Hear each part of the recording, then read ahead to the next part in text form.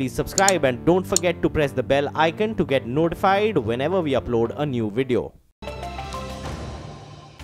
So let's get you the top story this evening. The National Company Law Appellate Tribunal has allowed the parties in dispute to settle the Binani Cement sale dispute out of court. Now, the Appellate Tribunal was basically hearing a petition today filed by Binani Industries, which holds over 90% stake in Binani Cement. Now, remember, the Committee of Creditors, or the COC, had approved Dalmia Bharat's bid for Binani Cement despite having a higher bid from Ultratech. Now, Ultratech had then alleged that the process was not transparent and had moved the NCLAT.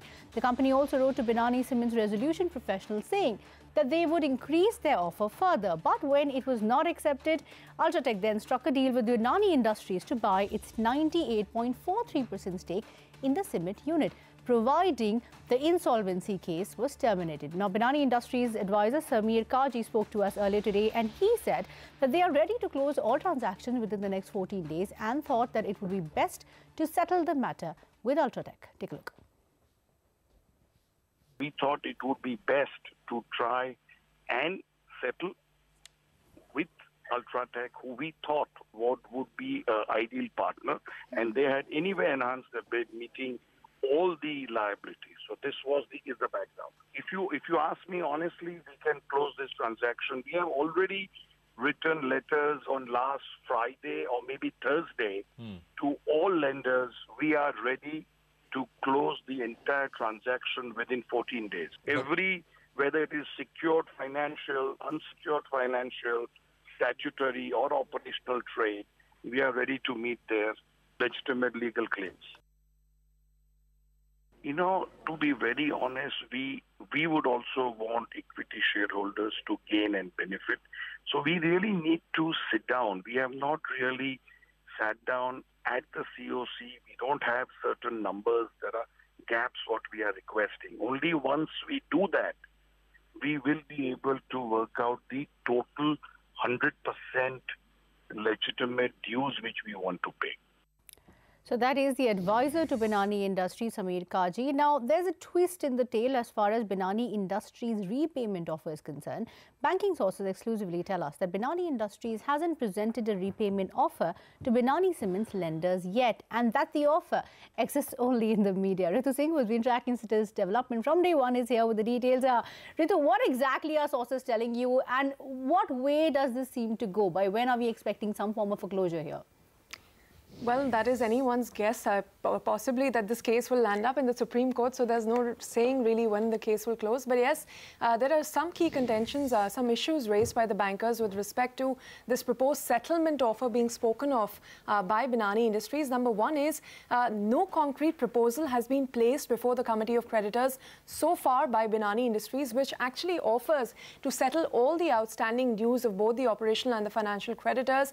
The bankers that we spoke to say that these offers that have been spoken about, including the deal with Ultratech to acquire about 98% stake in Binani Cement for about 66 crore rupees. All of this is only in the media, it's in the courts, but it has not been presented to the bankers. The second contention is that the sum that Binani Industries is speaking about to repay the lenders, about 7,300 odd crore rupees, is not the entire sum. The bankers say that if they have to consider any settlement at all, the amount that they will be looking at is over 8,000 crore rupees, in fact close to 8,100 crore rupees, which includes all the dues as well that have to be taken into account since the case really went into the courts. So taking all of that into consideration, the sum would be higher by about 1,000 odd crore rupees. So if at all that sum is raised, will the lenders consider an out-of-court settlement? But there is a meeting tomorrow that is being held by the key lenders, Edelweiss, Bank of Baroda, Canara Bank, IDBI Bank, that will be discussing these proposals. But of course, first, Binani has to present this offer to the Committee of Creditors. Okay, Ritu, so you'll be back tomorrow with what exactly transpires in that meeting and what we can expect. Thanks for joining in with that. But let's move away from the insolvency corner and talk about M&A. This could be the largest M&A deal in the general insurance sector in the country so far. The winner of the race to acquire Star Health Insurance may be announced this month. We get the latest on the bids and the potential frontrunner in the transaction. Nisha Poddar is here with exclusive details. Nisha, is there a player that is likely to be a frontrunner? So as the race for Star Health Insurance really comes to the close, and we do expect the announcement in this month itself, sources with direct knowledge share with us that Premji Invest, along with the global major insurance business Prudential, is the likely front-runner for buying out Star Health Insurance. Now remember that there were 3 important bids that had come in. So along with Premji Invest and Prudential tie-up, there is also ICICI Lombard, the listed company, which is also in the fray and is a formidable candidate, a tough competitor in this particular race. Along with that, Westbridge Capital and Kedara have also tied up to buy out Star Health Insurance. Now, all these bids have been in a very tight range between 5,500 to 6,000 crore rupees for buying out the whole of Star Health Insurance, is what I gather from sources with direct knowledge. But since it's a tough competition, Premji Invest and Prudential really have a better chance at this point because of 2 important reasons. First, of course, being that there is a global strategic which will come with its huge amount of value and expertise on this particular deal. And second being that they are offering the proposal to continue with the current management of Star Health Insurance. Also, they have offered an all-cash deal, while ICICI Lombard has offered a share swap. So this is a hotly contested battle, and by the end of this month, we could be hearing who the winner is. That, of course, as you point out, Nisha, would be one of the biggest deals in the general insurance space. Thanks, Nisha, for joining in with that. But let's take a check of the market action of the day. Weak global views failed to dampen the bulls on the Lal Street as most indices ended with gains. So the Nifty opened lower and traded in a range but broke out in the last hour to end with gains of about 0.3%. The Sensex rallied more than 100 points. Broader markets outperformed today. So mid-caps and banks rallied more than about 0.7%. We have Prashant Nair joining in with a wrap of today's trading action. Prashant, seems to be a good day for the bulls, but once again, last hour pretty much working for them. Oh, I mean, actually, it was a pretty good outcome, given the fact that overnight, it was complete carnage because U.S. market had sold off, Europe closed at day's lows, and Asia this morning wasn't indicating that there would be any rally. But things did turn around during the course of the day, especially starting afternoon. I mean, the dollar started slipping. Dollar was strengthening against most Asian and emerging currencies. I mean, the U.S. yield started moving in favorable direction. S&P future started looking up. And I think all of these things, despite the fact that Europe was still looking down, helped. So where were essentially we at close? Nifty was up 30 points. The mid-cap index did much better, about 0.8%. The small-cap index was up about 1.33%. So broader markets doing way better than the large-cap indices. And these are pockets of strength. PSU banks, private banks, and the auto sector. I mean, but the story of today is banks. So in terms of stocks, they kind of stand out as far as larger stocks go. ICICI Bank, which got smashed yesterday, came back about 3% higher. Yes Bank was strong. You had Bank of Baroda, which looked pretty good. State Bank of India was the other one, heavyweight, which contributed. I mean, but ICICI really was pulling the maximum weight for the Nifty Bank. You also had stocks like Bosch and Mahindra, which actually did well. In terms of action in the broader market space, I mean, enough and more. So something like a Delta Corp, Bajaj Electric, and I'm only putting out stuff with large volumes on them. Indiabulls Housing is doing very well. Sun TV, you had these construction names like Dilip Buildcon, HCC, Nagarjuna Construction, and all these names actually were a fair bit in action. And then you had Tata Chemicals, stocks like C8 and Balakrishna Industries, the tire names, which did pretty well as well. All in all, as I said, not a bad outcome given pretty bleak global cues overnight. I think, for tomorrow, it's again going to be a keen eye on which way US swings when we come to that session later in the day. Back to you. Oh, absolutely. Global markets will be very closely watched. Thanks, Prashant, for joining in with that. We will take a very short break, though, on that note. On the other side, we will bring you an exclusive report on how the Niti Aayog is planning another push for the government's Make in India policy. Stay tuned for that. But as we slip into a break, let's give you some good news. Your wait is now over. The market leader in business news is now available at your fingertips.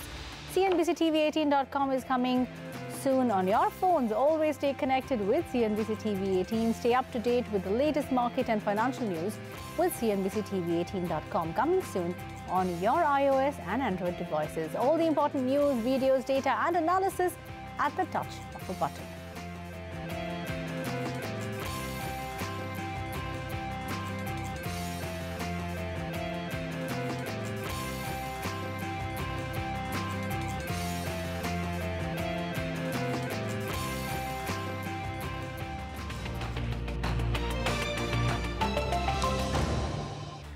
Welcome back. You're with After the Bell on CNBC TV18. Now, the big national headline of the day, the Supreme Court has declined to stay its judgment on the SC/ST Atrocities Act case. The centre, in fact, had yesterday filed a petition in the Supreme Court seeking a review of the top court's earlier ruling that there would be no automatic arrest on any complaint filed under the SC/ST Act. The Apex Court then observed that it is only interested in protecting the rights of the innocent people and is not against the Act itself. Questioning the government, the court also asked why it wanted innocent people to be arrested. It also said that vested interests may be involved in the protest and those agitating on streets may not even have read that very judgment. Remember, this comes a day after 9 people lost their lives in violent protests that spread across the nation.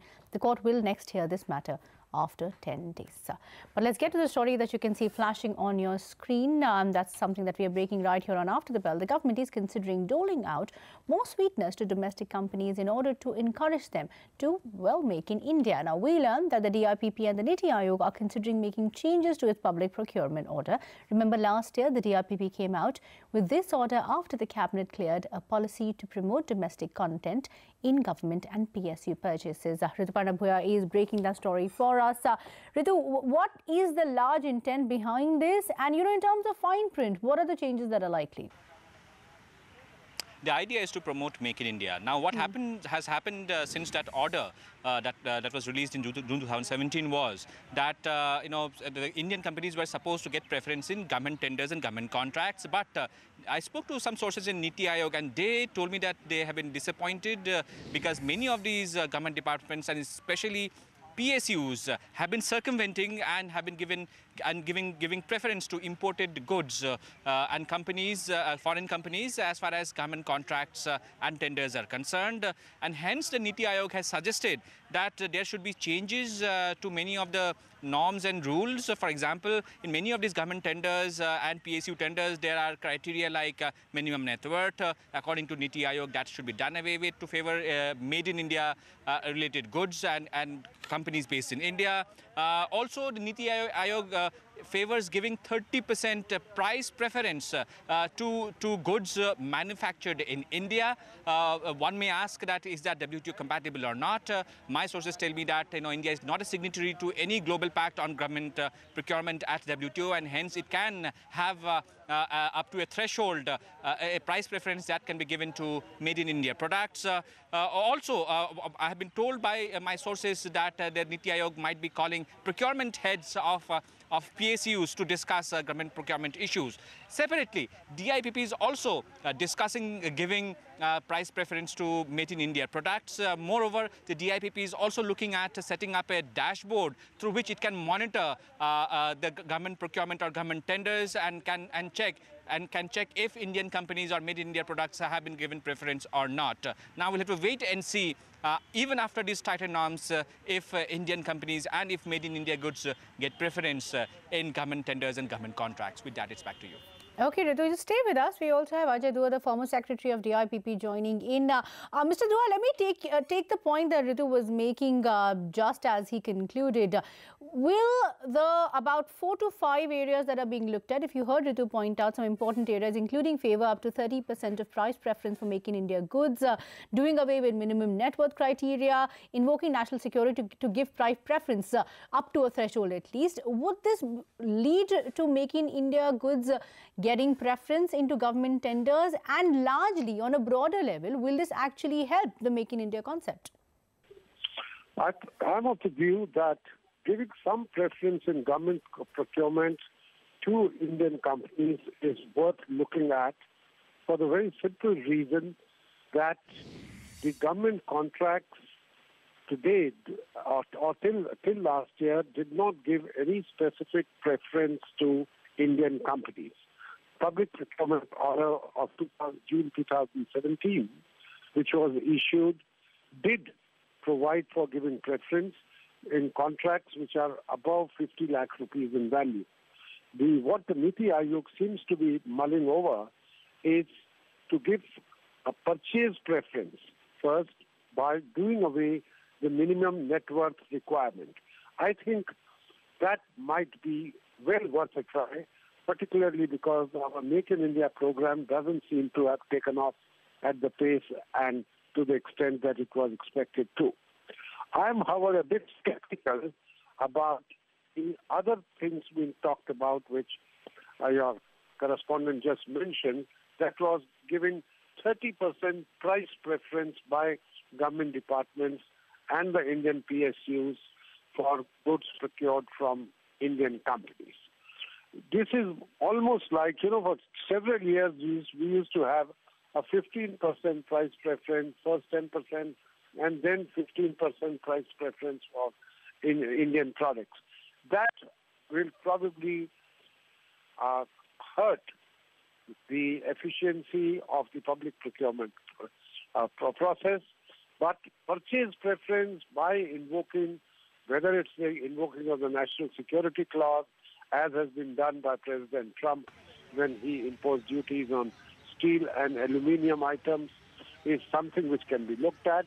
And also we have to remember that while we may not be a signatory to the WTO's public procurement contracts, we have in the past been supportive of all countries doing away with preference to their own companies, even at the WTO, and it might not be proper for us now to say that we are stepping out of it and that we will back a 30% price preference for Indian products.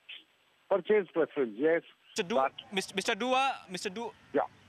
Mr. Dua, this is Rituparna this side. As per the current regulations, you do not get a purchase you do not get a price preference, but that is being mulled by Niti Aayog, for example. Now, as you said that the efficiency of the government procurement process could get hampered. Can you explain that? And secondly, my sources tell me that after the June 2017 order, many of these PSUs, for example, were circumventing, and as a result, several foreign companies got preference in their contracts. What do you think needs to be done, more needs to be done to ensure that made in India products, be it by a domestic company or be it a foreign company based in India, gets preference in contracts and tenders of PSUs and government departments? Yes, I think first let me explain what I meant by the efficiency of government procurement, that it will become if 30% price preference is to be given, then the purchases by PSUs and government departments will become that much more expensive. Given their budget sizes, that means they'll be able to procure less and they will be paying more for goods which they could have bought from outside the country at a cheaper rate. That's what I meant by efficiency. The question which comes is that how can the government be proactive in promoting the Make in India campaign, which, as we all know, hasn't really taken off the ground. Given price preference is certainly a way out, but it has its drawback. What I have in mind is a purchase preference could even be exclusive, saying that we know certain items in India under the Make in India campaign are being made. Quality-wise, they are up to the mark. It is possible to scale up their production. If that happens, then we are clearly telling the Indian government agencies and the PSUs that the competition for these is only going to be within India, and that as on grounds of national security or whatever you call it, that we are not going to be allowing you to procure certain items, whether they are, electronic hardwares in which we have seemed to have made certain amount of progress in the Make in India campaign, or otherwise that these are going to be confined only to purchasing from Indian sources. Today we use network, saying only large companies which have in the past supplied certain amount of goods to government departments or elsewhere are going to be eligible. I think a degree of concession there is in order. Once the item is only for Indian companies, foreign companies are not allowed to be taking part, there is probably no reason why the minimum net worth could be lower. third observation which Thank you, Mr. Dua. Making an important point regarding how efficiency of the government procurement process could be hampered, but at the same time, how issues like having minimum net worth criteria and other conditions that get imposed that could be looked at to ensure that Indian companies and made in India products have an edge as far as tenders of PSUs and government departments are concerned. Thank you so much. Okay, thank you, Ritu, for taking us through that. Take a look at the flashes on your screen. This is an important news break that we are breaking at this point in time. This is, of course, related to the alleged Kochar-Dhut nexus. Timsy Jaipuria is here on Income Tax Department issuing notice to NU Power Renewables. Timsy, what exactly has Income Tax Department found, and under what grounds has that notice been sent? Do you have any details? Okay, we have lost Timsy on the line, but let me just go through the points that we have so far. What we understand is that the Income Tax Department has issued this notice. This is under the Section 131 of the IT Act. We also understand that the notice has been issued to check round-tripping of own unaccounted money through the Mauritius route, and the Income Tax Department suspects shares of the company were hugely inflated and were treated at a high premium. As a result of that, the Income Tax Department has sent a notice to NU Power and asked them to justify this. They have also asked whether the company has created an interest-free fund and if it availed any consideration for quid pro quo. Of course, these are just investigations at this point in time. We actually have Timsy Jaipuria with us, who broke that story. Timsy, very important points coming in. I understand, of course, this is just a notice at this stage, but the points that are being checked are very serious. What do the Income Tax Department have right now? Yes, as you rightly mentioned, these are there are three main criteria on which the notice has been sent to NU Power, and very clearly the IT department has mentioned in the notice that they need a justification from the company to begin with on round-tripping through Mauritius route, on high share premiums, on how whether company received any consideration for quid pro quo, and whether company has created any fund, an interest-free fund, which availed this consideration. This reply has to be given to IT department within a stipulated time, and yes, not to forget, IT department sources also indicate that currently IT department is investigating various other angles also involved in this case, not just NU Power, but there are a lot more people, a lot more companies involved in it, and IT department has done its initial primary investigations, post which this notice has been served today itself, to be precise, only some time back. Timsy, very quickly, what is the protocol now? Now that the notice has been sent, what is the protocol? What's the process that has to be followed now? The process is that now NU Power has been asked to reply on these particular points with proper documents to the nearest IT investigation office, which is Mumbai office. They need to go and meet and present their case, and post which there will be further investigations. There will be questioning. The IT department already has a lot of documents post which this notice has been sent. So they cross-check those documents and those papers along with what NU Power submits as the official documents from the company.